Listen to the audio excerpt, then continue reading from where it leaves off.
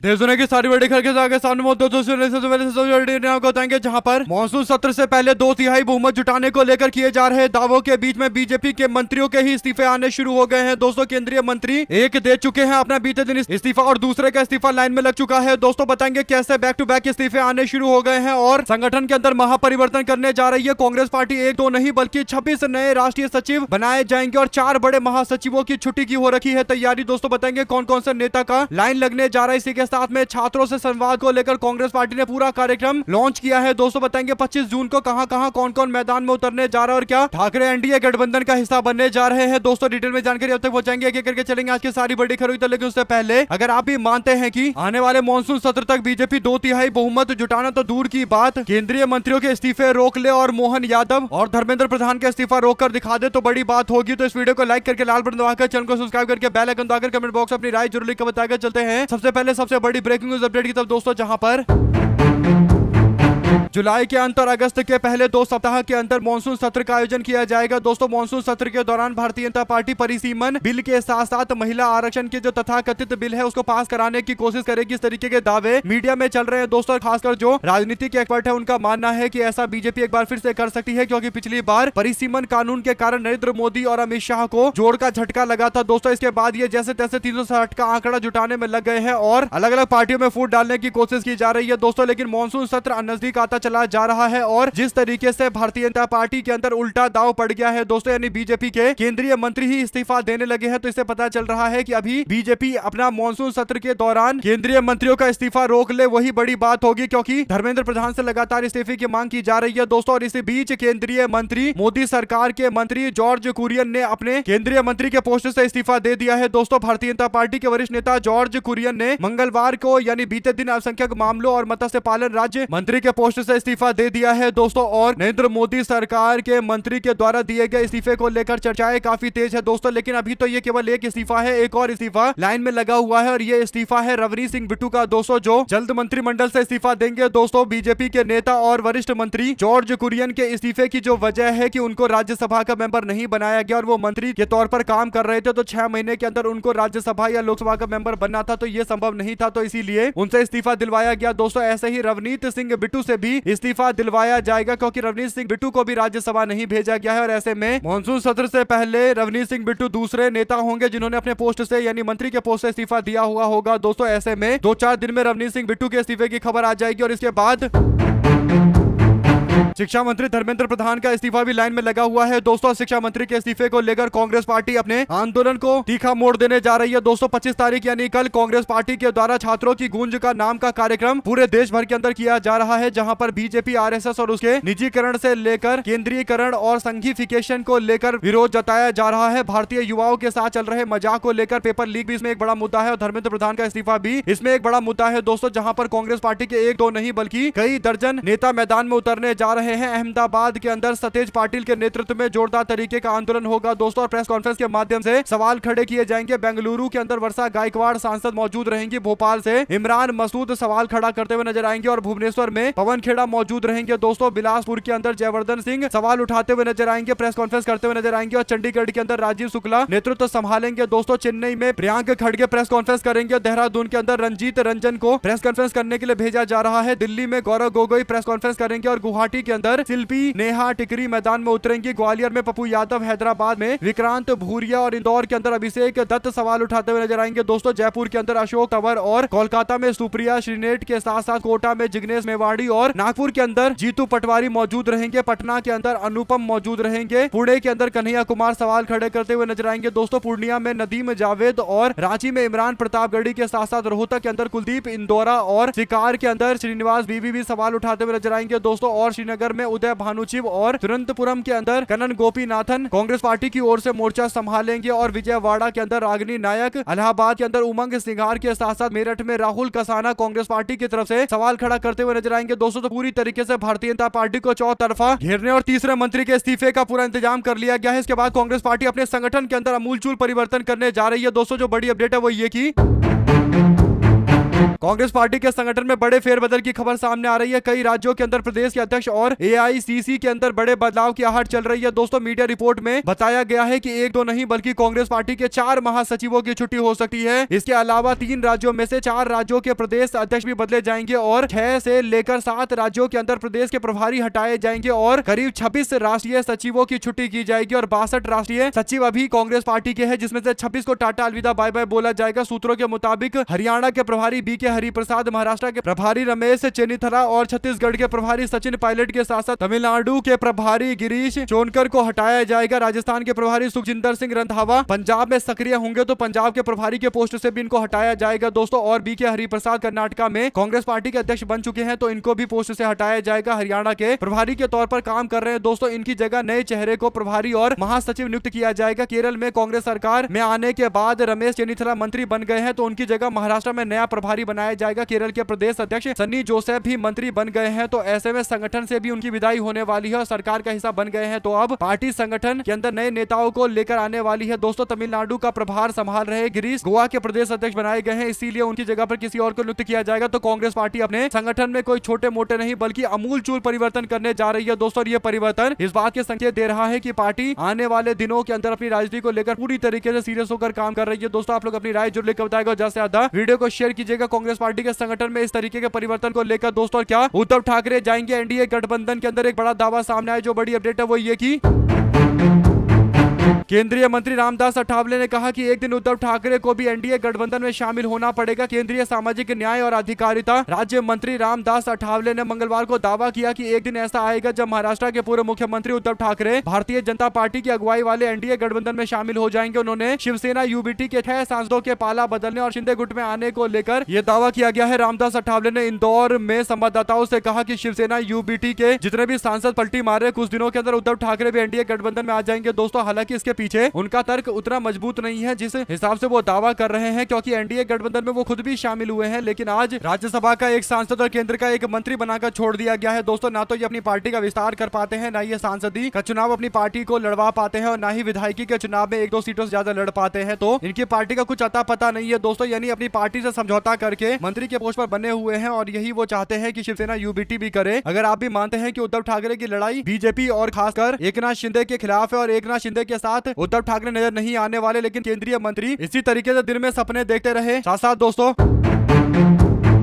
बिहार के अंदर जो हालात बन चुके हैं दोस्तों, भारतीय जनता पार्टी को लेकर एक जबरदस्त तरीके का रोष खासकर सवर्ण समाज के अंदर देखने को मिल रहा है दोस्तों। यही बड़ा कारण है कि बांकीपुर में होने वाले उपचुनाव को लेकर प्रशांत किशोर ने अपनी तैयारियों को नया तूल दिया है दोस्तों। और पार्टी ने विधानसभा चुनाव जिस सीट पर होने जा रहे बांकीपुर में, जहां से पहले नितिन नवीन बीजेपी के राष्ट्रीय अध्यक्ष विधायक हुआ करते थे दोस्तों, वहां पर लड़ाई एकदम आर पार की शुरू हो चुकी है। और जनसुराज पार्टी के सूत्रधार प्रशांत किशोर ने मीडिया से बात करते हुए बांकीपुर से चुनाव लड़ने को लेकर कहा कि चुनाव हम लड़ सकते हैं, बिल्कुल लड़ सकते हैं। प्रशांत किशोर के इस बयान के बाद अब मायने निकाला जा रहा है कि प्रशांत किशोर अगर मैदान में उतरते हैं तो बीजेपी की टेंशन बढ़ेगी दोस्तों। बांकीपुर विधानसभा सीट वो सीट है जहां पर बीजेपी अमूमन चुनाव नहीं हारती, यानी भारतीय जनता पार्टी का गढ़ कह सकते हैं दोस्तों। बीजेपी के नेताओं का दावा है कि प्रशांत किशोर चाहे खुद लड़े या किसी को लड़वाए, लेकिन बांकीपुर के चुनाव में बीजेपी जीतेगी दोस्तों। हालांकि भारतीय जनता पार्टी के जीत के दावे और नई पार्टी प्रशांत किशोर की पार्टी के मैदान में उतरने के बाद स्थिति एकदम पलटने जा रही है। अगर आप भी मानते हैं कि विपक्ष को अपना उम्मीदवार उपचुनाव में नहीं उतारना चाहिए, यहाँ पर प्रशांत किशोर को ही लड़ने देना चाहिए, ताकि जिस बांकीपुर सीट पर ज्यादातर जनरल कैटेगरी के लोग रहते हैं दोस्तों, वहां पर अगर जनरल कैटेगरी के लोगों के पास विकल्प होगा तो वो भारतीय जनता पार्टी के खिलाफ में वोट डालेंगे और प्रशांत किशोर के जीत की उम्मीद काफी ज्यादा होगी दोस्तों। अगर ऐसे में प्रशांत किशोर जीत जाते हैं तो कहीं ना कहीं भारतीय जनता पार्टी का जो बिहार में हार्डकोर वोट है दोस्तों, उसके टूटने की संभावना वास्तविकता में बदलती हुई दिखाई देगी दोस्तों। और भरत भूषण तिवारी के मामले को लेकर पहले से ही जनरल कैटेगरी में खासकर ब्राह्मण समाज के लोगों में नाराजगी है दोस्तों। आप लोग इस पर अपनी राय जरूर लिखकर बताएगा। आप क्या मानते हैं कि बांकीपुर के अंदर प्रशांत किशोर चुनाव जीतकर इतिहास बना सकते हैं? साथ साथ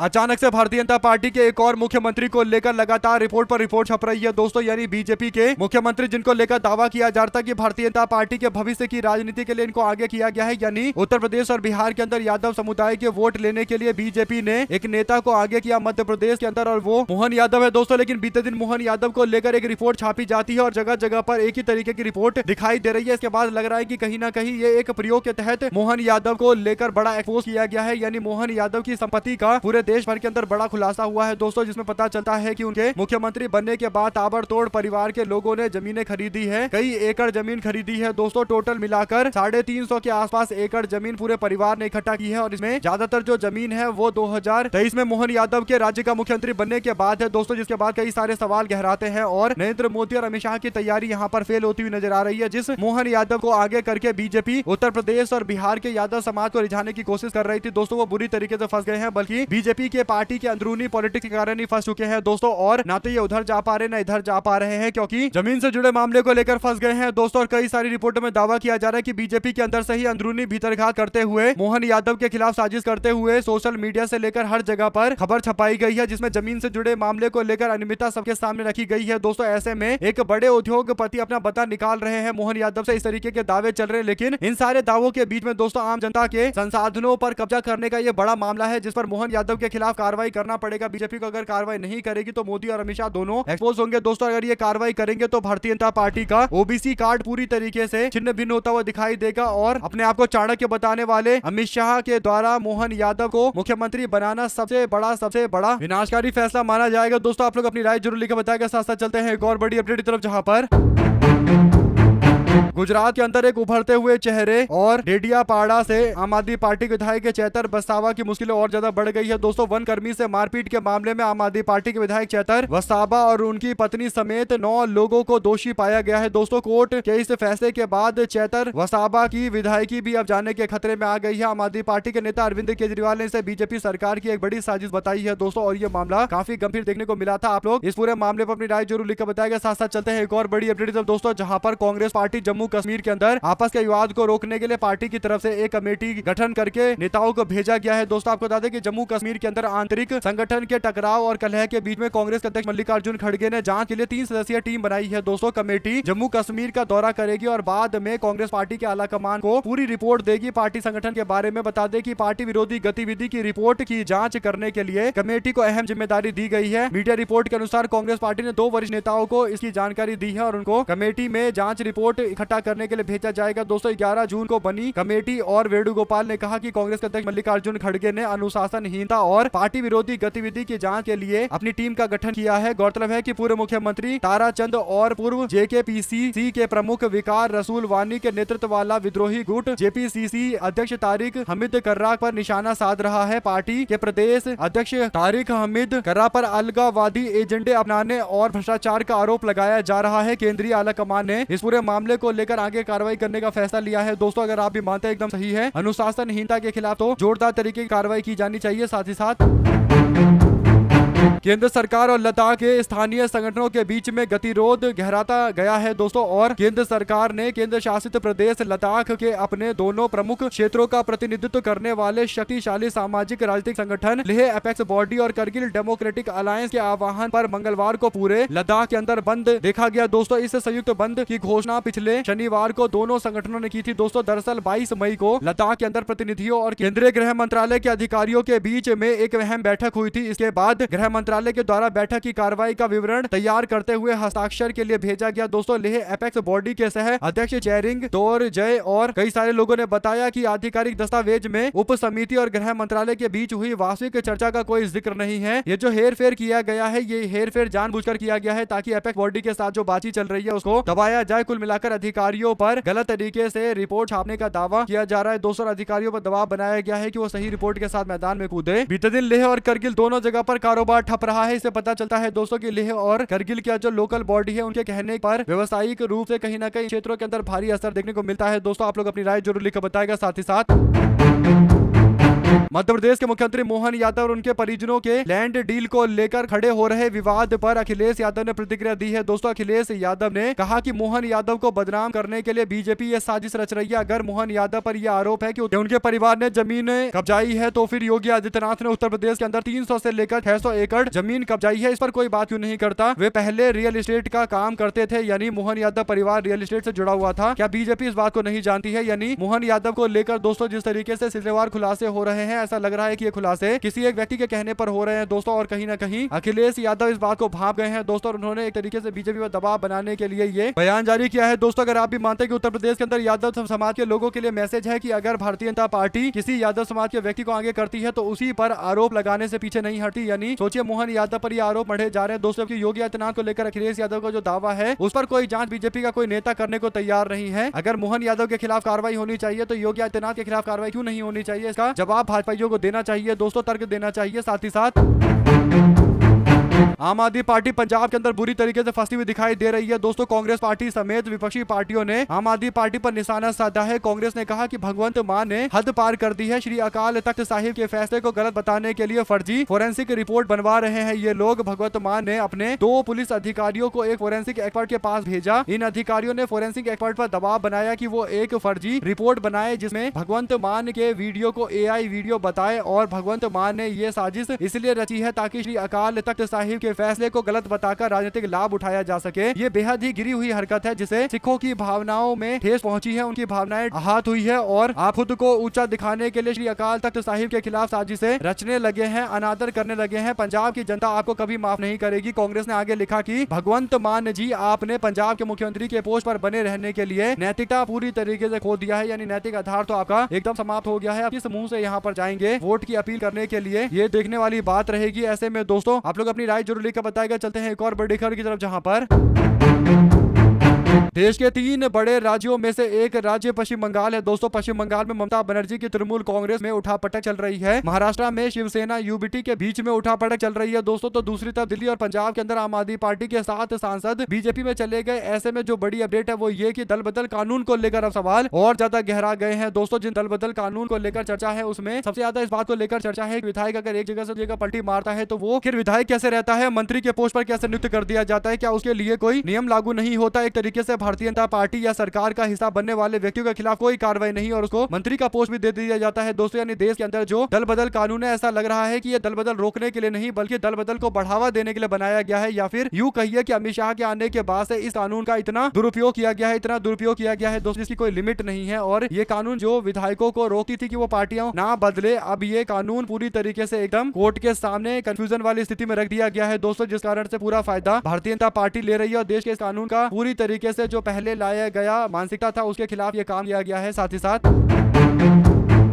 आंध्र प्रदेश के अंदर तेलुगु देशम पार्टी सरकार चला रही है दोस्तों। तेलुगु देशम पार्टी की बीजेपी के साथ में केंद्र में भी सरकार है। ऐसे में तेलुगु देशम पार्टी के प्रमुख नेता और मुख्यमंत्री N चंद्रबाबू नायडू के बेटे नारा लोकेश से जब ये सवाल पूछा गया कि आजकल देखने को मिल रहा है कि स्थानीय पार्टियां यानी जो लोकल पार्टियां हैं वो लगातार समाप्ति की ओर बह रही है, जा रही है, और इसके पीछे आप क्या कारण समझते हैं? तो जवाब देते हुए आंध्र प्रदेश में टेक्नोलॉजी और औद्योगिक विकास रणनीति के मुख्य बिंदु पर चर्चा के दौरान इस सवाल पर कहते हैं कि क्षेत्रीय पार्टियों का जो पतन हो रहा है उसके पीछे सबसे बड़ा कारण ये है कि विचारधारा की कमी हो रही है। अगर कोई पार्टी विचारधारा से इतर काम करती है या बिना विचारधारा के काम करती है तो उस पार्टी को टूटने से कोई नहीं रोक सकता। यानी इनका दावा है कि विचारधारा आधारित ही स्थानीय पार्टियां होनी चाहिए और बात एकदम सही है दोस्तों। लेकिन अगर विचारधारा आधारित पार्टियां नहीं टूटती तो फिर शिवसेना UBT क्यों टूट गए, इसका जवाब इनको पास नहीं होगा। तेलुगु देशम पार्टी को लगता है कि जो विपक्ष की पार्टियां हैं वो विचारधारा के इर्द गिर्द नहीं है, नॉन विचारधारा आधारित पार्टियां हैं। लेकिन उनको देखना चाहिए बीजू जनता दल, जिसके सबसे बड़े नेता खुद नवीन पटनायक पार्टी की निगरानी करते हैं दोस्तों, उसके बावजूद विचारधारा यानी बीजू पटनायक की विचारधारा वाली पार्टी समाप्ति की ओर बह रही है और चल रही है। और ऐसे ही अलग अलग राज्यों के अंदर विचारधारा आधारित पार्टियों का भी बुरा हाल है दोस्तों। और नारा लोकेश जो ये दावा कर रहे हैं कि विचारधारा आधारित पार्टियां होनी चाहिए तो ये बात एकदम गलत है। और जिस दिन ये बीजेपी से अलग होंगे और भारतीय जनता पार्टी साम दाम का इस्तेमाल करके TDP पार्टी को तोड़ेगी दोस्तों 29 उस दिन इनको समझ में आ जाएगा। लेकिन क्योंकि अभी ये सत्ताधारी दल का हिस्सा है तो जो मन कर रहा है वो बोलकर चले जा रहे हैं दोस्तों। इस पर आप लोग अपनी राय जरूर लिखकर बताएगा। साथ साथ चलते हैं एक और बड़ी खबर की तरफ, जहां पर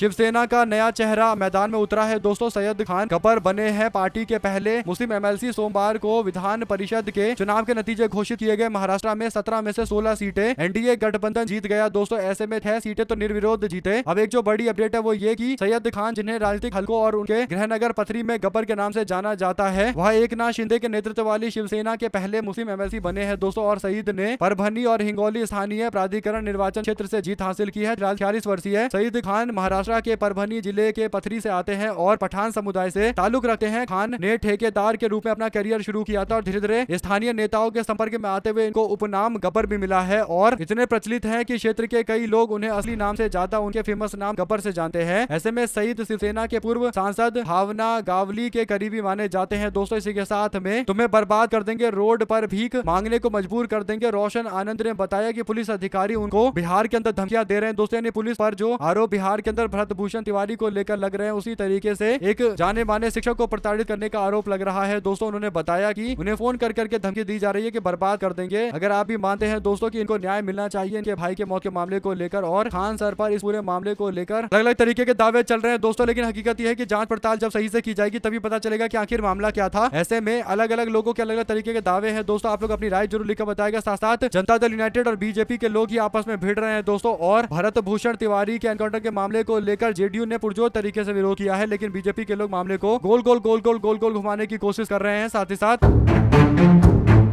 ट्रांसफर करवाना है तो डिजायर भगवान की पेटी में डाल दो। जोधपुर के अंदर बीजेपी के एमएलए ने अपने पूरे के पूरे प्रशासनिक तंत्र को एक्सपोज कर डाला है। दोस्तों जोधपुर के अंदर तबादले का मौसम चल रहा है। सरकारी दफ्तरों से लेकर नेताओं के घर तक कर्मचारियों की आवाजाही देखी जा रही है। जिसको तबादला चाहिए वो इन क्षेत्रों में दिखाई दे रहा है। इसी बात पर विधायक ने तंज कसते हुए ये पूरा काम किया है दोस्तों, यानी दान पेटी की तरह ये ट्रांसफर करवाने वाली पेटी बनाई गई है। आप लोग की क्या राय है लिखकर जरूर, ताकि ज्यादा से ज्यादा वीडियो को अपने लोगों तक शेयर कीजिएगा दोस्तों। बहुत बहुत धन्यवाद। जय हिंद जय भारत।